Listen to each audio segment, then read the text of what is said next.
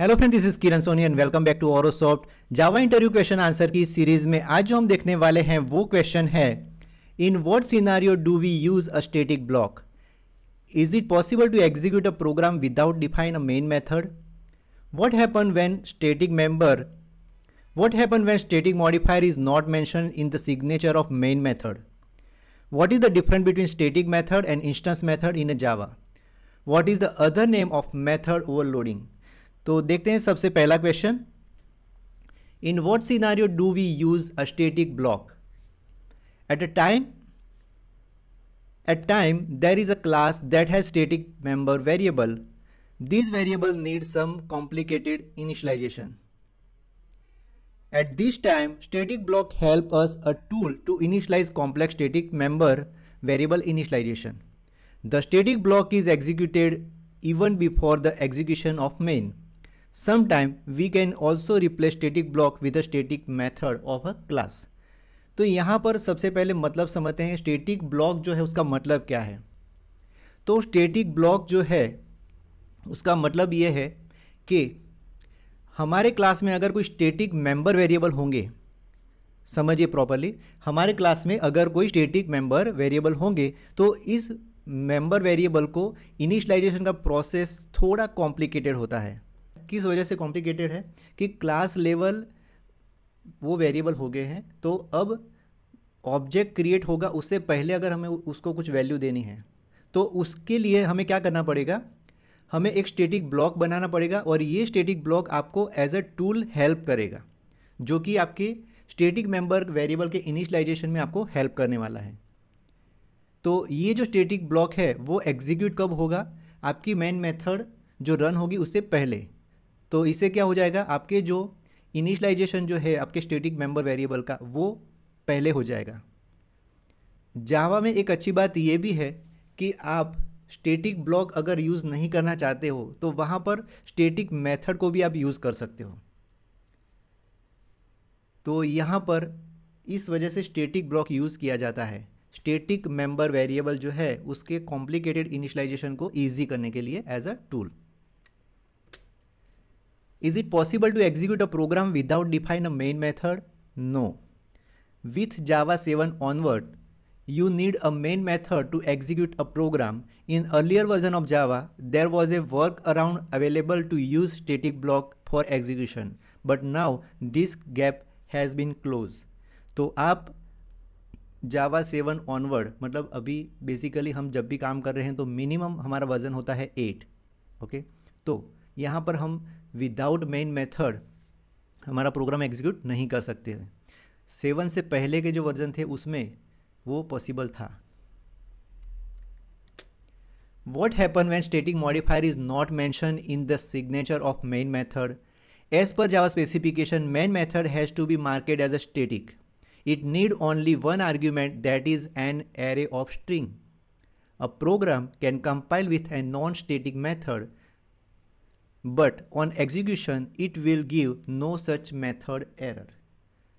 तो समझते हैं कि जावा की जो स्पेसिफिकेशन है उसमें मेंशन किया गया है कि आपके क्लास की जो मेन मेथड होगी वो मेन मेथड अगर स्टैटिक है, पब्लिक है और उसके अंदर आर्ग्यूमेंट में एरे एज ए स्ट्रिंग लिया गया है तो ही वो सबसे पहले रन होगी, अदरवाइज रन नहीं होगी।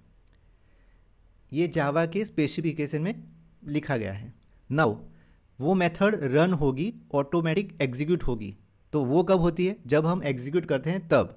लेकिन जब हम प्रोग्राम को कंपाइल करते हैं उस टाइम पर अगर आपके प्रोग्राम के अंदर मेन मेथड हो सकती है लेकिन वहाँ पर अगर आपने एरे जो है वो एज अ स्ट्रिंग आर्गुमेंट वहाँ पर नहीं लिया है या फिर आपने वहाँ पर नॉन स्टैटिक मेथड बना दी है तो वो मेथड कंपाइल हो जाएगी।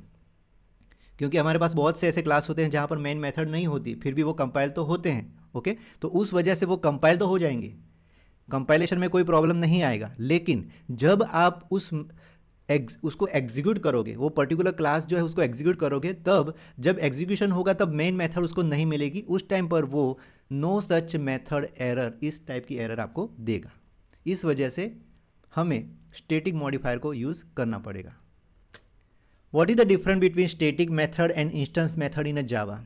Often there is a need to define a behavior for a class that is not dependent on member variable of an object. Such behavior is captured in a static method. If there is a behavior dependent upon the member variable of an object, then we do not mark it static. It remain as instance method. तो यहाँ पर देखिए, अगर आपके class के अंदर जो भी आप ऑब्जेक्ट क्रिएट करोगे क्लास का, और वो क्लास का ऑब्जेक्ट जो वेरिएबल क्रिएट करेगा, तो वो वेरिएबल के ऊपर अगर आपकी बिहेवियर जो है वो डिपेंडेंट नहीं है, तो आपको वहाँ पर स्टैटिक मेथड का यूज़ करना चाहिए। और आपका जो क्लास है उसको ऑब्जेक्ट, जब आप वो क्लास का कोई ऑब्जेक्ट क्रिएट करते हो और वो ऑब्जेक्ट के अंदर जो भी वेरिएबल है उसकी जो वैल्यू है वो अगर ये बिहेवियर जो है उससे डिपेंडेंट है, अगर बिहेवियर आपके ऑब्जेक्ट के वेरिएबल की वैल्यू के ऊपर डिपेंडेंट है, तो आपको इंस्टेंस मेथड क्रिएट करनी पड़ेगी। To call a static method we do not need to create an object, we just call it with the class name. But to call an instance method, we need to create a get an object first. Instance member variable cannot be accessed by the static method, but an instance method can call both instance variable and static variable. तो हमने पहला ही तो वो समझ लिया कि static method कब require है और इंस्टेंस मेथड कब रिक्वायर है। अगर आपके ऑब्जेक्ट के अंदर जो भी वेरिएबल है उसकी वैल्यू अगर डिपेंडेंट नहीं है आपकी मेथड से, तो आपको स्टैटिक मेथड क्रिएट करनी चाहिए। और अगर आपके ऑब्जेक्ट के जो वेरिएबल है वो डिपेंडेंट है, वो जो बिहेवियर है वो डिपेंडेंट है उसके, तो आपको इंस्टेंस मेथड क्रिएट करनी चाहिए। जब भी हम स्टैटिक मेथड को कॉल करते हैं तो उसके लिए हमें ऑब्जेक्ट क्रिएट नहीं करना पड़ता। We can directly call this method using class name. Class name का यूज़ करके हम डायरेक्ट उस मेथड को कॉल कर सकते हैं। लेकिन अगर हम इंस्टेंस मेथड को कॉल करते हैं तो उस टाइम पर हमें या तो फिर ऑब्जेक्ट क्रिएट करना पड़ेगा, या फिर हमें ऑब्जेक्ट को गेट करना पड़ेगा।